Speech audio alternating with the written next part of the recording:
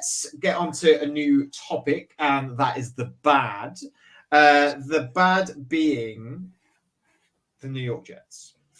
Really sorry, Johnny Bisbee. It wasn't the ugly, at least. It was only the bad. James, they lost 32-19 in this Monday night game against the San Francisco 49ers. Were held to 266 offensive yards to the 49ers 401 yards. Aaron Rodgers going 13 for 21, 167 yards, a touchdown and an interception. Breece Hall not doing much on the ground either, only 54 yards, contributing to the 68 rushing yards that they had. I feel like the bad is maybe a little bit harsh for the Jets, James, in this game. Did they just come up against a very good 49ers team and they had a lot of expectations, given that Aaron Rodgers has now returned, the prodigal son of the NFL?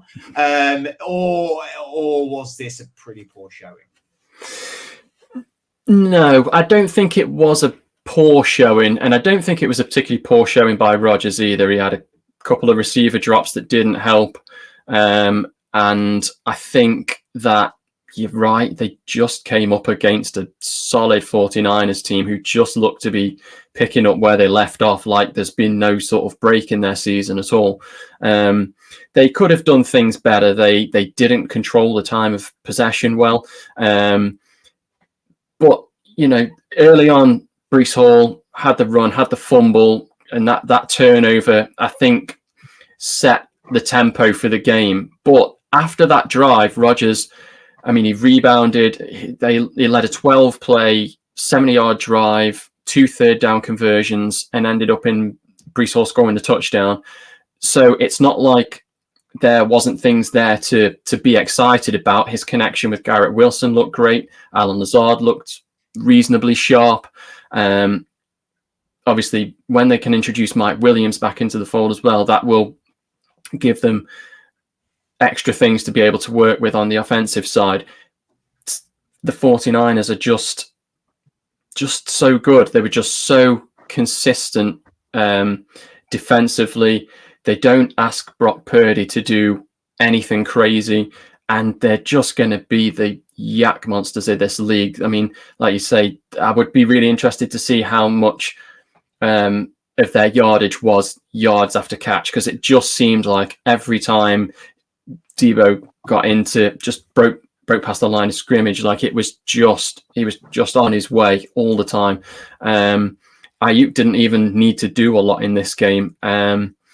I think the Jets really need to address something on the ground, stopping the run again, and getting more pressure. The Hassan Reddick holdout really just isn't helping. It needs resolving quickly, and that will add an extra dimension for them. I think again there looked a bit of ring rust there, and I think they will be fine going forwards. It's just nobody wants to play the 49ers in the first game. I don't think anybody really wants to play them too much ever.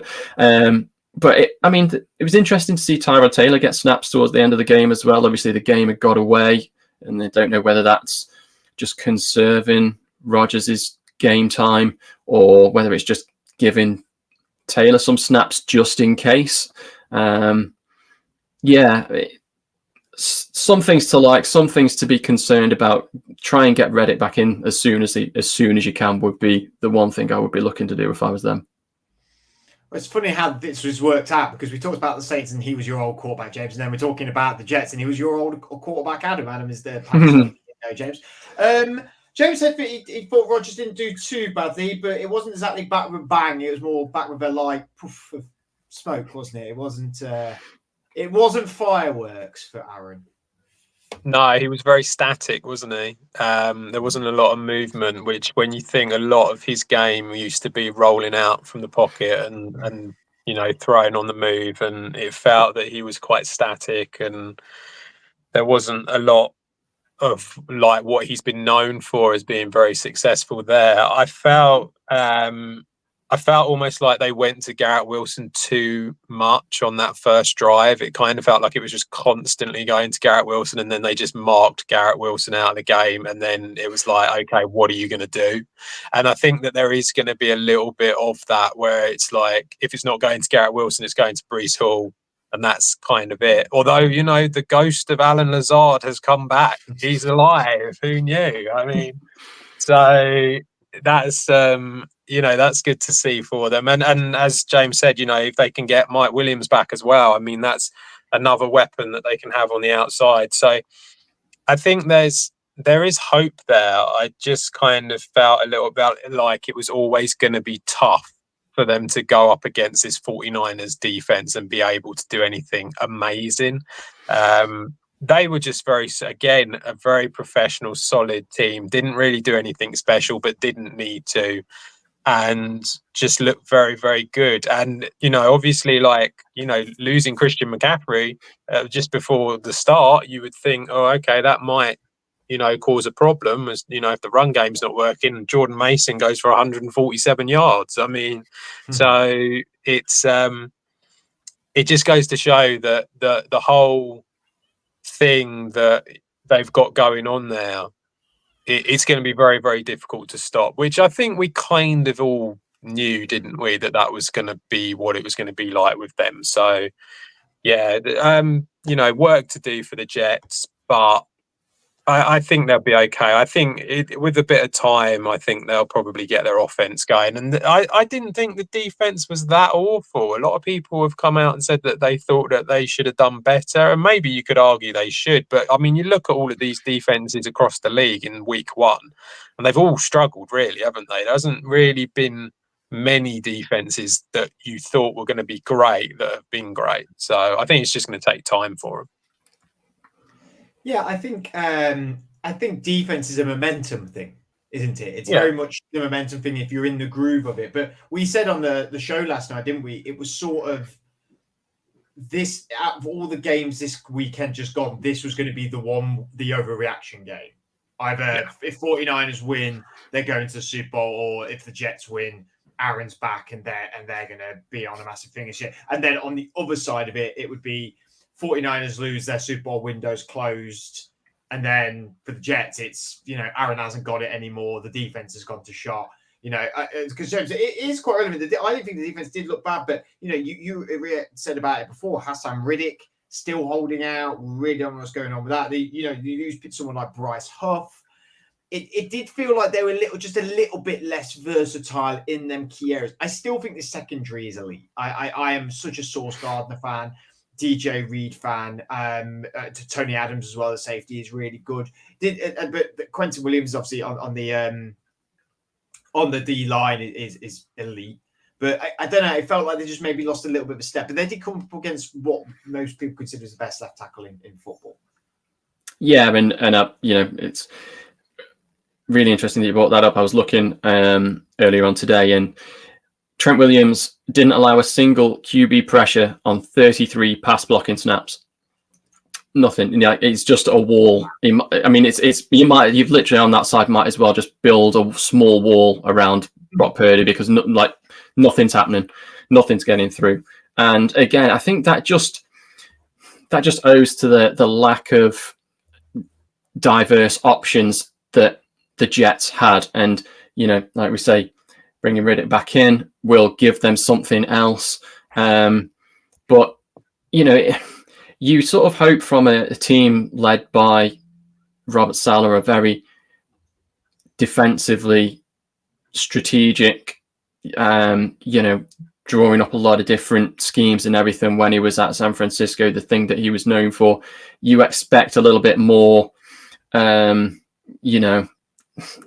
like exotic reads and stuff like that, but just to be able to mix it up a little bit more. And they just didn't look overly dynamic. They looked a little bit one-dimensional, and you just can't be that against the 49ers. You need something different. And so there is work to be done there. Again, like you say, massive overreaction game. I think this was the one, and there's always one or two of these in the first couple of weeks. I think this is a different game if they meet in week 8 or any onwards, providing, injuries and things don't take their toll, as there's always going to be something throughout the season. But, the Jets will get better. They'll build into it. They will. I think you're right about Rodgers. He was way too static. I don't know if that was him reading what was going on in front of him and just thinking, nah, I don't fancy moving too far out of here. Not today. Maybe against a different team, he might have taken a little bit more risk, but I can't blame him for not doing. Nobody wants to get smashed in the mouth, I'm guessing, early doors, especially after what happened last year. Just have those sort of flashbacks. And, you know, the same guy was playing opposite who caused him the injury last time. And so, yeah, I don't blame him for not wanting that to happen again. So maybe a little bit conservative, maybe a little bit of rust, but there's a lot to think that they will get there. They will be there or thereabouts at the end of the year. Well, it's interesting. You say they'll be happy to know that their next 4 games are the Titans, the Patriots, the Broncos, and the Vikings. Do you think that's quite a winnable schedule, James, for them next 4 games? Yeah, I mean, they will be looking at that and saying, okay, 3, if not 4 games here we need, and there's no reason they can't win all 4. You know, despite the surprises from teams like the Patriots, and I didn't think the Titans looked as bad as I perhaps thought they were going to be going into the year, but definitely winnable games there. Yeah. So, further, Adam, do you think that now that, because obviously Rodgers, he hasn't played a snap in like a year, like there is going to be rust, but really, from the outside, which I'm sure is not true, but you know, Salah is an incredibly achieved defensive coach, and it feels like they've built everything around Rodgers, which of course you would do. They bring in his coach, and the offense is very him, I suppose. It seems like he has a lot of say. Do you think that is going to be sort of a recipe for success? Because it does feel like they've given him quite a lot of player power in this organization. I mean, it was kind of what worked for them in Green Bay, wasn't it? That sort of thing, where it's almost like, you know, he a lot of people would say like LaFleur would try and bring in bits that he wanted to, and Mike McCarthy would try and bring in bits that he wanted to, but really at the end of the day, Rodgers just did what he wanted at the line of scrimmage, and that was the end of it. And I think that you're probably going to find the same again. Nathaniel Hackett, we've seen, not a great coach. You know, I mean, he had a nightmare in Denver. At Green Bay, he was basically the sort of like the rah-rah cheerleader for Rodgers, was kind of that was what it was. He wasn't particularly like, he wasn't coming up with any sort of like intricate game plans for the offense or anything like that, because Rodgers would just do it himself. So I think it's kind of what's worked for him over the last few years. I can't imagine now he's going to want to change that. I think that's probably how come he's ended up at the Jets, because he wants to basically still be in control of what he's doing. So I think that's why Robert Saleh doesn't really get involved, does he? I mean, he's a defensive-minded coach. He sort of like, he deals with the defense. I think he's probably just gone, you do your thing, I'm going to make sure that the defense is good enough, and that's pretty much how it's going to work. I suppose it depends what you define as success. I mean, if you're gonna, when Rodgers was traded there, it kind of felt like it was an all-in move, and you would want to get a Super Bowl out of this. I don't think that's on the cards for them myself. I just don't think that I think there's too much competition, especially in the AFC, in order for the Jets to just sort of like, you know, steamroller past everyone. I just don't see it. So I think that's an issue. But could they become a playoff team? Yeah, I think they've definitely got the potential, especially with that defense, to be a playoff team. But I don't know if that would be considered success in, you know, New York or New Jersey or whatever. Right. Well, let's just see what happens to the Jets moving forward.